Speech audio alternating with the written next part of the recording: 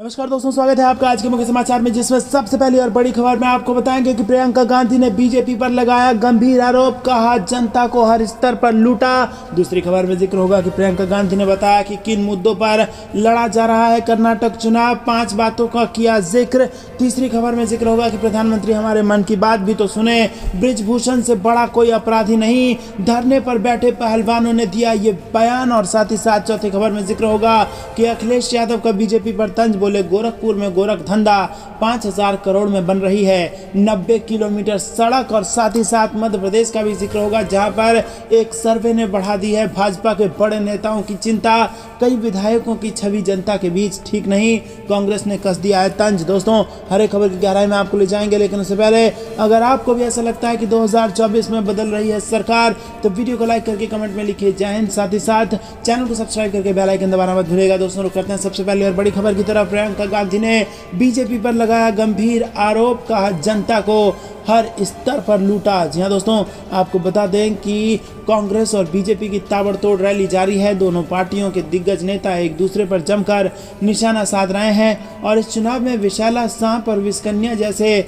बयान भी सामने आए हैं। और इसी बीच कर्नाटक के खानापुर में एक जनसभा को संबोधित करते हुए कांग्रेस महासचिव प्रियंका गांधी ने बीजेपी पर कई गंभीर आरोप लगा दिए हैं। खानापुर में जनसभा को संबोधित करते हुए प्रियंका गांधी ने कहा कि भाजपा ने कर्नाटक की जनता को हर स्तर पर लूटा है और धोखा दिया है। भाजपा की सरकार ने कर्नाटक में 1.5 लाख करोड़ रुपए लूट लिए हैं और ये लूट की झूठ की सरकार है। इन पैसों से कर्नाटक में 100 एम्स के अस्पताल, बच्चों के लिए 30,000 स्मार्ट क्लासरूम, 30 लाख गरीबों के लिए घर बन सकते थे। प्रियंका गांधी ने आगे कहा कि महंगाई, बेरोजगारी और विकास इस चुनाव के प्रमुख मुद्दे हैं। केंद्र की नरेंद्र मोदी सरकार मुद्दे से जनता को ध्यान भटका रही है और अगर प्रधानमंत्री नरेंद्र मोदी या बीजेपी के नेता जनता का ध्यान और भटकाना चाहते हैं तो वो करें, कांग्रेस ऐसा नहीं करेगी। सुनो करते हैं अगली ब्रेकिंग न्यूज की तरफ। प्रियंका गांधी ने बताया किन मुद्दों पर लड़ा जा रहा है कर्नाटक का चुनाव, 5 बातों का किया जिक्र। जी हाँ दोस्तों, कर्नाटक में इन दिनों प्रियंका गांधी जबरदस्त तरीके से एक्टिव हैं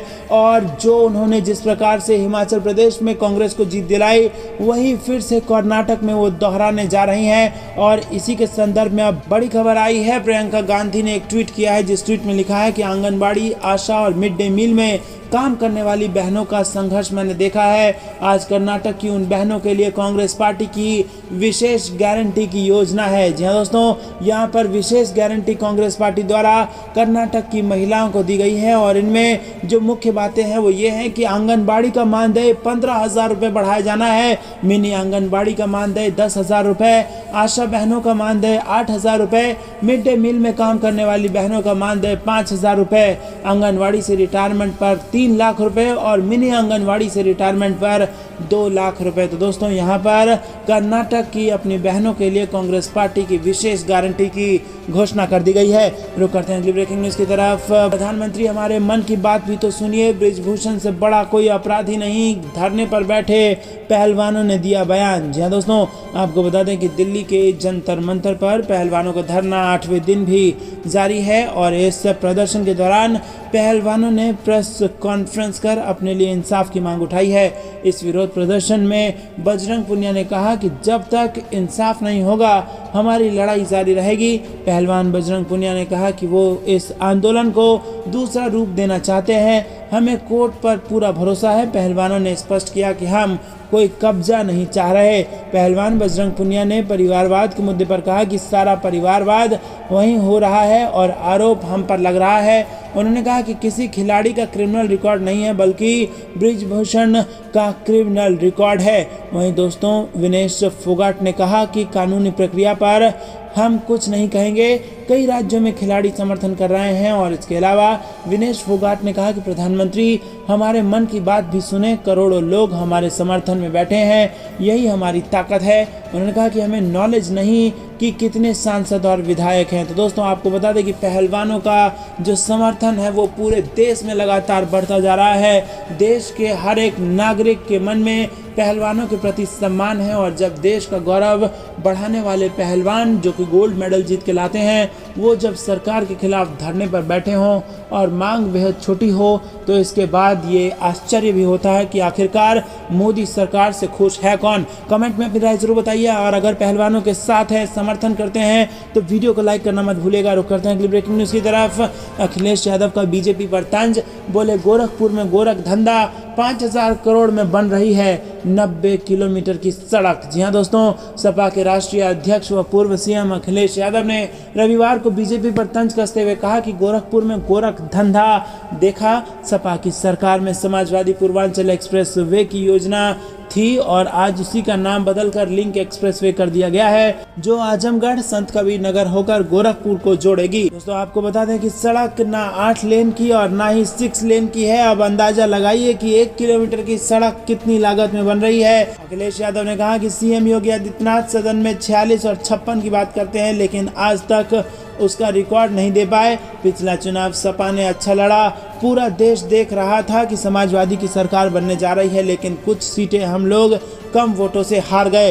रुक करते हैं अगली ब्रेकिंग न्यूज़ की तरफ। सर्वे ने बढ़ाई बीजेपी आलाकमान की चिंता, कई विधायकों की छवि जनता के बीच ठीक नहीं, कांग्रेस ने कसा तंज। जी हां दोस्तों, मध्य प्रदेश बीजेपी आगामी विधानसभा चुनाव 200 पार का नारा लेकर आगे बढ़ रही है और इसके साथ ही 51% वोट शेयर को लेकर बूथ विजय संकल्प अभियान भी चला रही है। लेकिन इन सब के बीच पार्टी द्वारा कराए गए सर्वे में कुछ विधायकों की छवि अपने इलाके में ठीक ना होने की रिपोर्ट आई है और इससे बीजेपी आलाकमान चिंतित नजर आ रहा है।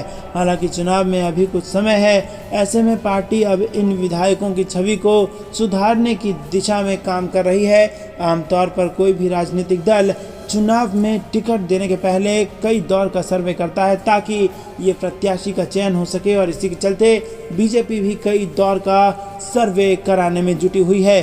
दोस्तों आपको बता दें कि हाल ही में जो सर्वे रिपोर्ट ग्राउंड से मिली है उसके अनुसार कई विधायकों की छवि जनता और स्थानीय कार्यकर्ताओं के बीच में ठीक नहीं है और इसका पता तब चला जब कुछ कार्यकर्ताओं ने वरिष्ठ नेतृत्व को शिकायत की थी कि स्थानीय विधायक कार्यकर्ताओं के साथ मिलकर काम नहीं करते हैं। तो दोस्तों आपको बता दें कि लोग भाजपा के विधायकों से नाराज हैं और इसकी रिपोर्ट भाजपा के बड़े नेताओं तक पहुंच चुकी है, जिसके बाद मध्य प्रदेश में भी बड़ा उलटफेर देखने को आपको मिल सकता है, उथल पुथल देखने को मिल सकती है क्योंकि चुनाव बेहद नजदीक है। रुक करते हैं अगली ब्रेकिंग न्यूज़ की तरफ। कपिल सिब्बल का बयान, मानहानि केस में सीएम शिवराज को भोगनी पड़ेगी सजा, कर्नाटक में भाजपा की हार का दावा। जहां दोस्तों सुप्रीम कोर्ट के वरिष्ठ अधिवक्ता और पूर्व केंद्रीय मंत्री कपिल सिब्बल जबलपुर पहुंचे और इस दौरान उन्होंने भाजपा सरकार पर जमकर निशाना साधा।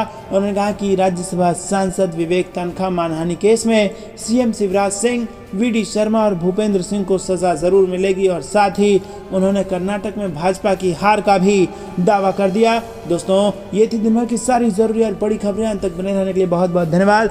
जानने से पहले वीडियो को लाइक, चैनल को सब्सक्राइब और बेल आइकन दबाकर कमेंट में जय हिंद लिखना मत भूलिएगा। जय हिंद, जय भारत।